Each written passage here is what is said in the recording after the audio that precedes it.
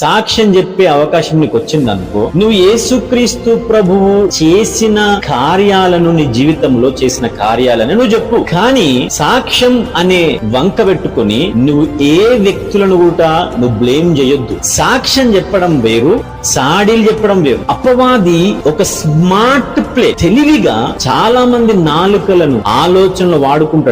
సాక్ష్యం చెప్పడం అని అంటే క్రీస్తు గురించి నువ్వు ఏం విన్నావు, క్రీస్తు గురించి నువ్వు ఏం చూసినావు, అది చెప్పడమే సాక్ష్యం. కానీ సాడీలు చెప్పడం కాదు సాక్ష్యం అంటే. సాడీలు చెప్పడం కాదు. ఇక సాడీలు చెప్పంగానే అబ్బా సార్ ఎంత కష్టపడ్డాడు, అమ్మ ఎంత కష్టపడ్డది అని వాళ్ళు సింపతి చూపెట్టాలన్నా, అని వాళ్ళ సింపతి నీ పైన చూపెడతావు, నీవు వాళ్ళకి ప్రదర్శింపబడతావు. నువ్వు సాక్ష్యం చెప్పిన దాన్ని బట్టి నీవు ప్రదర్శింపబడద్దు సహోదరుడా, సహోదరి. నువ్వు చెప్పిన సాక్ష్యాన్ని బట్టి క్రీస్తు ప్రదర్శింపబడాల. ఎందుకు అనంటే సాక్ష్యం కన్న వాటిని, విన్న వాటినే చెప్పడం. నువ్వేం చూసినావు, ఏం విన్నావు? సాడీలు విన్నావా? అయితే సాడీలు చెప్పవు. నువ్వేం ఏం ఏం చూసినావు? నువ్వు ఇతరులు నిన్ను హింసిస్తున్న దాన్ని చూసినావా? అయితే నువ్వు అదే మాట్లాడుతావు. కానీ దేవుడు నీ జీవితంలో చేసిన గొప్ప కార్యాలు నువ్వు చూడలేదా? దేవుడు నీతో మాట్లాడిన మాటలను వినలేదా? దేవుని మెల్లనైన ఆ చల్లని స్వరాన్ని, ఆ ప్రేమ గల, కనికరము గల స్వరాన్ని నువ్వు వినలేదా? ఆయన నీ జీవితంలో గొప్ప కార్యాలు చేయలేదా? అవి చేసినట్లయితే, నువ్వు అవి విన్నట్లయితే నువ్వు అవే మాట్లాడుతావు. సాడీలు మాట్లాడేవి. ఇంకా ఆ మనిషి అట్లా చేసిండే, ఈ మనిషి ఇట్లా చేసిండే, నాకు ఆ మనిషి మోసం చేసిండు, ఈ మనిషి మోసం చేసిండు, నా బతుకంత ఇట్లా అయిపోయింది అనేవి మాట్లాడడం మానే. క్రీస్తు గురించి మాట్లాడడం